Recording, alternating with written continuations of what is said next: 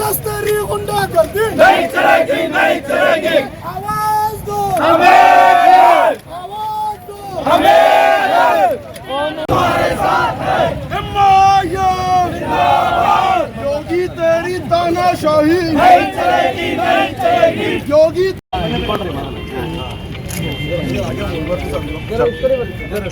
मुरबार जी आइए।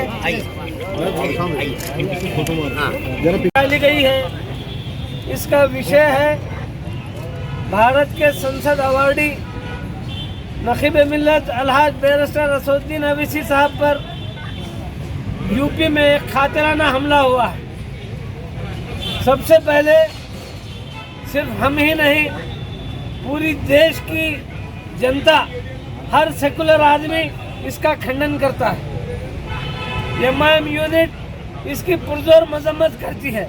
हम इस रैली के माध्यम से सरकार को ये बात बताना चाहते हैं कि ये कैसा लॉ एंड ऑर्डर है कि यहाँ गुंडे पनप रहे हैं। जिस सरकार का चीफ मिनिस्टर खुद ठोकने और ठुकाने की बात करता है, वहाँ के गुंडों को किस बात का डर होगा।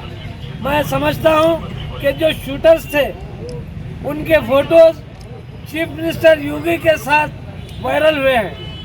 इसका सीधा सीधा मतलब यह है कि इस साजिश के पीछे, इस खातिराना हमले के पीछे जो चीफ मिनिस्टर उत्तर प्रदेश योगी का हाथ है। मैं केंद्र सरकार से, राष्ट्रपति से, वजीर आजम से इस बात का डिमांड करता हूं कि ये जो खातिराना हमला हुआ है वो निंदनीय है और इसकी निष्पक्ष जांच की जानी चाहिए। सिर्फ वो दो लोगों को अरेस्ट करने से कुछ होने वाला नहीं है। इसके पीछे क्या मुहरिकात हैं, कौन सी जहनियत है जो उनको हमला कर रहे हैं, जो उनको ख़त्म करना चाहता है। दरअसल वो असदुद्दीन अवैसी को नहीं, बल्कि मुसलमानों की आवाज़ को, दलितों की आवाज़ को और बैकवर्ड क्लासेस की आवाज़ को दबाना चाहते हैं। जब शुरू में असदुद्दीन अवैसी जब पॉपुलर हो रहे थे तो बीजेपी को ऐसा लग रहा था जितना अवैसी साहब पॉपुलर होंगे उतना हमारा फ़ायदा है। ये सेकुलर वोट काटते रहेंगे और हमको इख्तिदार मिलता रहेगा। लेकिन ये पॉपुलैरिटी जब इस हद तक बढ़ गई कि अब वो खुद हुकूमत में आने के काबिल बन गए। भाग्यदारी परिवर्तन मोर्चा बनाकर असद अवैसी ने यूपी में एक धमाका कर दिया और दलितों को, बैकवर्ड क्लास के लोगों को, सबको अपने साथ लेकर असदुद्दीन अवैसी ने वहाँ जो यूपी में काम किया है उसको अब यूपी का पूरा इलेक्शन का माहौल बदल चुका है। सारे के सारे लोग भाग्यदारी परिवर्तन मोर्चा की तरफ आ गए हैं। ये देखते हुए बीजेपी अपने होश खो बैठी है। जो वो हुकूमत में थी और ये दावा कर रही थी कि दोबारा वही हुकूमत में आएगी, लेकिन वो अब हुकूमत में दोबारा आने से खासिर है। इसलिए उन्होंने ये घिनौनी हरकत की है। हम इसका खंडन करते हैं। आज के मेमोरेंडम के माध्यम से हम यही मुतालबा कर रहे हैं कि जो लोग ये हरकत में मुलविस हैं, यूएपीए का एक्ट उन्हें लगाया जाए और उनको सख्त से सख्त सजा दी जाए। कफील जो ऑक्सीजन की कमी के ऊपर डॉक्टर कफील यूपी में जो है ना, अगर आवाज़ उठाता है तो उसके ऊपर यूएपीए लगा दिया जाता है।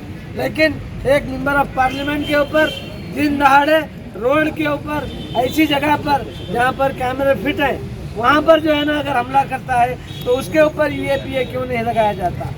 और जब हुकूमत असदुद्दीन अवैसी साहब को Z+ सिक्योरिटी देने की बात कही तो असदुद्दीन अवैसी ने कहा कि मेरी सिक्योरिटी से कुछ होने वाला नहीं है।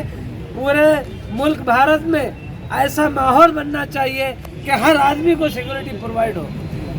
ये तभी मुमकिन है जब गुंडों का खात्मा होगा, जब सारे गुंडे ख़त्म हो जाएंगे। इसके साथ साथ मैं ये कहना चाहता हूँ कि जहाँ जहाँ पर भी बीजेपी की हुकूमत है वहाँ पर ये गुंडों के हौसले बढ़ रहे हैं।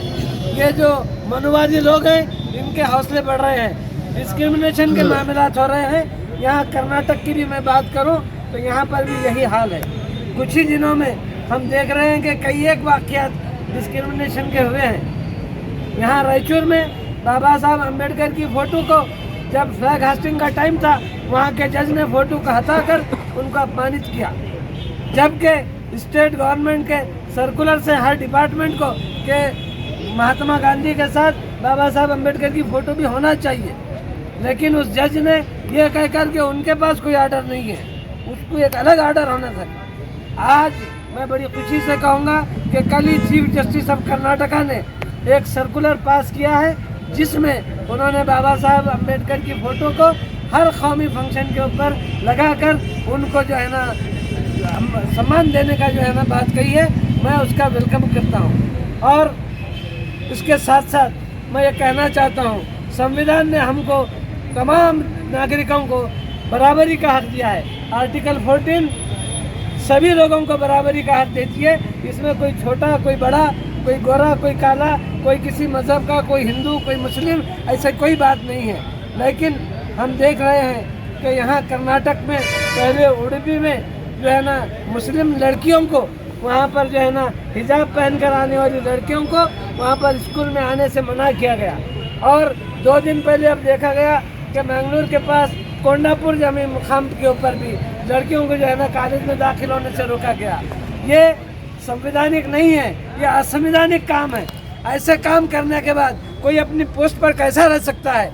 मैं डिमांड करता हूँ यहाँ के चीफ मिनिस्टर से और मुल्क के प्रधानमंत्री से कि ऐसे लोगों के खिलाफ सख्त कार्रवाई करे जो संविधान के खिलाफ कोई काम करते हैं। आर्टिकल 25 इस बात की ज़मानत देता है कि हम किसी भी मज़हब को इख्तियार करें, किसी भी मज़हब की जो प्रीचिंग है, उसकी जो तालीमात हैं, उस पर अमल करें। मज़हब इस्लाम में औरत के लिए पर्दा एक इंतहाई ज़रूरी चीज़ है, ये फ़र्ज़ है। पर्दे को छोड़कर कोई लड़की या कोई औरत नहीं रह सकती। इसलिए ये जो काम हुआ है हम इसका भी खंडन करते हैं, इसके भी खिलाफ जो है ना एहतजाज होना चाहिए। ಕಳೆದ 3ನೇ ತಾರೀಕು ದಿವಸ ಏನು ಉತ್ತರ ಪ್ರದೇಶದ ಚುನಾವಣೆ ಪ್ರಚಾರದಿಂದ ದೆಹಲಿಗೆ ಪ್ರಯಾಣ ಬೆಳೆಸ್ತಕ್ಕಂಥ MIMನ ರಾಷ್ಟ್ರೀಯ ಅಧ್ಯಕ್ಷರಾದ ಬ್ಯಾರಿಸ್ಟರ್ ಅಸದುದ್ದೀನ್ ಓವೈಸಿ ಅವರ ಮೇಲೆ ಏನು ಒಂದು ದಾಳಿ ನಡೀತದೆ, ಗುಂಡಿನ ದಾಳಿ. ಆ ಗುಂಡಿನ ದಾಳಿಯನ್ನು ನಡೆದಾಗ ನಾವು ವಿಚಾರ ಮಾಡಬೇಕು.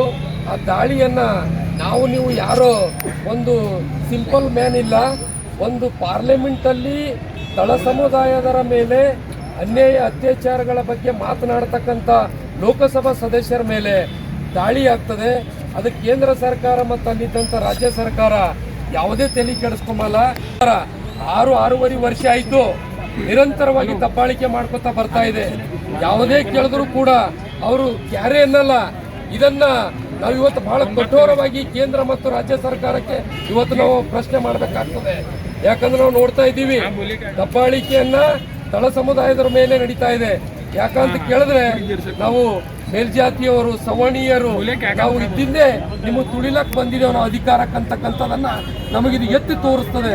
ಇದನ್ನ ನಾವು ಗಮನದಲ್ಲಿ ಇಟ್ಕೊಂಡು ಈಗಾಗಲೇ ಕೇಂದ್ರ ಸರ್ಕಾರ ಮೊನ್ನೆ ಆದಂತ ನಾವು ತೀವ್ರವಾಗಿ ಖಂಡಿಸ್ತಾ ಓವೈಸಿ ಅವ್ರ ಮೇಲೆ ದಬ್ಬಾಳಿಕೆ ಗುಂಡಿನ ಇದು ಆಯಿತು, ಅದನ್ನು ತನಿಖೆ ಒಪ್ಪಿಸಬೇಕು.